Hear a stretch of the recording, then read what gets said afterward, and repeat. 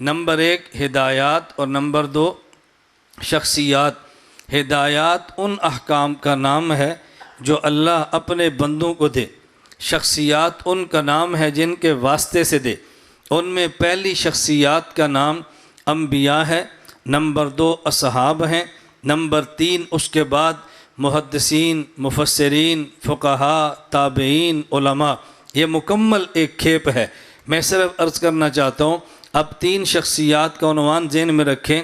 Number 1 انبیاء، number 2 اصحاب، اور نمبر 3 اصحاب کے بعد جو پیغمبر کے وارث ہیں وہ علماء، فقہاء، محدثین اور جو بھی ہیں، ان سب کو ذہن میں بٹھا لیں۔ یہ 3 قسم کی شخصیات ہیں۔ ان شخصیات میں سب سے پہلا انبیاء میں مقام خاتم الانبیاء محمد عربی صلی اللہ علیہ وسلم کا ہے، اور اصحاب میں سب سے بڑا مقام حضرت ابوبکر صدیق کا ہے، اور بعد والوں میں سب سے بڑا مقام ہم دلائل سے تو کہہ سکتے ہیں، اس پر کوئی نص قطعی نہیں، اشارے قرآن میں ہیں۔ میں آیت پڑھ کے پیش کروں گا۔ حضرت امام اعظم ابو حنیفہ نعمان بن ثابت نور اللہ مرقدہ، اور ان تینوں کا تذکرہ قرآن کریم میں ہے، کہیں صراحتاً ہے، کہیں اشارتاً ہے، کہیں اللہ نے بات صاف فرمائی ہے، کہیں اشارہ کیا ہے۔ انبیاء میں سب سے پہلا مقام حضرت محمد مصطفیٰ صلی اللہ علیہ وسلم کا ہے۔ اس پہ دلیل قرآن سے سماعت فرمائے۔ قرآن کریم میں ہے وَإِذْ أَخَذَ اللَّهُ مِيثَاقَ النَّبِيِّينَ لَمَا آتَيْتُكُم مِّن كِتَابٍ وَحِكْمَةٍ ثُمَّ جَاءَكُمْ رَسُولٌ مُصَدِّقٌ لِّمَا مَعَكُمْ لَتُؤْمِنُنَّ بِهِ۔ اللہ نے عالم ارواح میں انبیاء علیہ السلام سے وعدہ کیا، وعدہ یہ لیا کہ تم پہلے ہوگے، تمہارے بعد آخری پیغمبر آئے گا اور تمہارے ذمے کام ہیں۔ نمبر 1 لَتُؤْمِنُنَّ بِهِ، تم سب نے اس نبی پر ایمان لانا ہے، اس کا کلمہ تم نے پڑھنا ہے۔ نمبر 2 لَتَنْصُرُنَّ، تم نے اس پیغمبر کی مدد کرنی ہے۔ یہ سارے انبیاء نے خدا سے وعدہ کیا ہے۔ حضرت آدم سے عیسیٰ علیہ السلام کے ذمے ہمارے نبی کا کلمہ ہے۔ اب 2 قسم کے لوگ ہو گئے، نمبر 1 جو کلمہ پڑھتا ہے، نمبر 2 جس کا کلمہ پڑھا جاتا ہے۔ میرے لفظوں پہ غور کرنا۔ نمبر 1 جو ایمان لاتا ہے، نمبر 2 جس پہ ایمان لاتا ہے۔ 2 قسم کے لوگ ہیں، ایک کلمہ پڑھنے والا، ایک جس کا کلمہ پڑھا جائے، ایک ایمان لانے والا اور ایک جس پہ ایمان لایا جائے۔ دونوں میں فرق یہ ہے کہ جس پہ ایمان لاتے ہیں اس کا ایمان اصل ہوتا ہے، اور جو ایمان لاتا ہے اس کا ایمان نسل ہوتا ہے۔ ہمارے پیغمبر نے ایمان کا اعلان کیا، ہمارے نبی کا ایمان اصل ہے، میرا اور آپ کا ایمان نسل ہے۔ اس کی وجہ یہ ہے، ہمارا ایمان ان کے ایمان کی وجہ سے ہے۔ اگر وہ اعلان توحید نہ کرتے ہم کلمہ کیسے پڑھتے؟ اعلان نبوت نہ ہوتا ہم ایمان خدا کی ذات پہ کیسے لاتے؟ کتاب اللہ پہ ایمان کیسے لاتے؟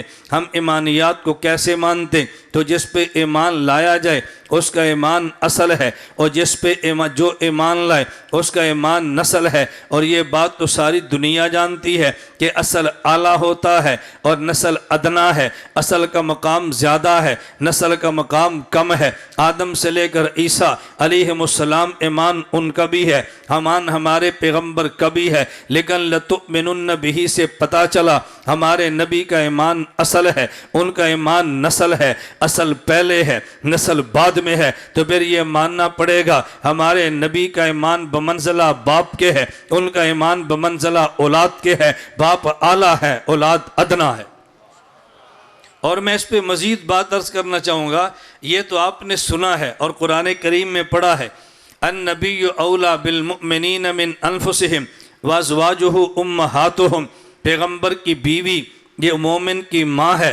جب نبی کی بیوی امت کی ماں ہے تو پھر یہ بات مان لو خود نبی امت کا باپ ہے۔ اگر نبی کی بیوی امت کی ماں ہے، خود نبی امت کا باپ ہے۔ اب یہ امت کی ماں کیسے؟ یہ جسمانی ماں نہیں ہے، یہ روحانی ماں ہے۔ تو پھر نبی امت کا جسمانی باپ نہیں، یہ روحانی باپ ہے۔ تو روحانی باپ بنتا کیسے ہے؟ ایمان کے رشتے کی وجہ سے۔ یہ تحقیق میری نہیں ہے، قاسم العلوم والخیرات مولانا محمد قاسم ننوتوی نور اللہ مرقدہ کی ہے، تحذیر الناس میں درج ہے۔ فرمایا کہ ایمان ہمارے نبی کا یہ اصل ہے، اور بقیہ نبیوں کا ایمان نسل ہے۔ تو نسل بعد میں ہے، اصل پہلے ہے۔ تو پھر یہ ماننا پڑے گا ہمارے نبی کی نبوت پہلے ہے، ان انبیاء کی نبوت بعد میں ہے۔ ہمارے نبی کی نبوت پہلے ہے، ان کی نبوت بعد میں ہے۔ آپ کو کہ ہم نے تو سنا ہے حضرت آدم کی نبوت پہلے ہے، حضور کی نبوت بعد میں ہے۔ میں نے کہا آپ نے یہ سنا ہے تو یہ بھی تو سنا ہے ہمارے نبی اول بھی ہیں، ہمارے نبی آخر بھی ہیں، ان کی نبوت اول بھی ہے، ان کی نبوت آخر بھی ہے۔ یہ کیسے ہے؟ مولانا قاسم ننوتوی نے کھولا ہے۔ مولانا قاسم ننوتوی فرماتے ہیں اس کو آپ یوں سمجھیں کہ جیسے آپ کاغذ پہ ایک دائرہ بنائیں، آپ پرکار کو لیتے ہیں، پرکار کا ایک کونا آپ کاغذ پہ رکھ دیتے ہیں، اور پرکار کے دوسرے کونے سے آپ گول خط کھینچتے ہیں۔ اس گول خط کا نام دائرہ ہے، اور جہاں پہ پرکار رکھی ہے نیچے نقطہ بنا ہے، اس نقطے کا نام مرکز دائرہ ہے۔ ایک دائرہ، ایک مرکز دائرہ، یہ گول خط کا نام دائرہ، اور جہاں نقطہ بنا یہ نقطہ مرکز دائرہ ہے۔ یہ دائرہ بن بھی رہا ہے، نظر آ بھی رہا ہے۔ مرکز دائرہ نقطہ بن چکا ہے لیکن نظر آتا نہیں ہے۔ جب پرکار اٹھا لے تو پھر نظر آتا ہے۔ یہ نقطہ جو مرکز دائرہ ہے یہ بنتا تو پہلے ہے لیکن نظر بعد میں آتا ہے۔ تو دائرے کا وجود بعد میں ہے، ظہور پہلے ہے۔ مرکز دائرہ کا وجود پہلے ہے، ظہور بعد میں ہے۔ ہمارے محمد نبی اول ہیں، وجود نبوت میں نبی آخر ہیں، ظہور نبوت میں آدم سے لے کر عیسیٰ یہ دائرہ نبوت ہے۔ میرا محمد یہ مرکز دائرہ نبوت ہے، مرکز بنتا پہلے ہے، نظر بعد میں آتا ہے۔ ہمارے حضور کو نبوت ملی پہلے ہے اور ظہور بعد میں ہے۔ تو میں یہ بتا رہا تھا ان شخصیات میں ہمارے نبی سب سے اعلیٰ ہیں۔ لَتُؤْمِنُنَّ بِهِ کہ تمہارے ذمے ہے، تم نے میرے محمد پہ ایمان لانا ہے صلی اللہ علیہ وسلم۔ تو جو ایمان لائے اس کا ایمان نسل ہے، اور جس پہ ایمان لائے اس کا ایمان توجہ رکھنا، اس کا ایمان اصل ہے۔ اس اصل اور نسل کو سمجھو تو اب اس کا مطلب یہ ہے ہمارے پیغمبر یہ باپ ہیں پوری کائنات کے، اور باقی انسانیت اولاد ہے ہمارے پیغمبر کی۔ پوری کائنات انسانی کا باپ کون ہے؟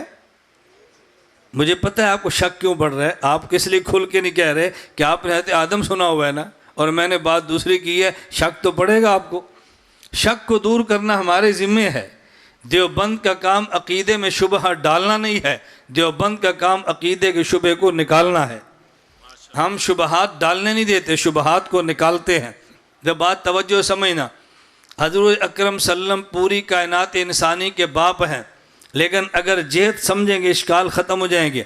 حضرت آدم بھی تمام انسانوں کے باپ ہیں، ہمارے پیغمبر بھی تمام انسانوں کے باپ ہیں، لیکن باپ ہونے میں فرق ہے۔ ہمارا ایک رشتہ جسم و خون کا ہے، ہمارا دوسرا رشتہ روح و ایمان کا ہے۔ جب رشتہ جسم و خون کا دیکھیں تو آدم سب کے باپ ہیں، جب روحانیت ایمان کو دیکھیں تو پھر مصطفیٰ سب کے باپ ہیں۔ جسم میں باپ وہ ہیں، روحانیت میں باپ یہ ہیں۔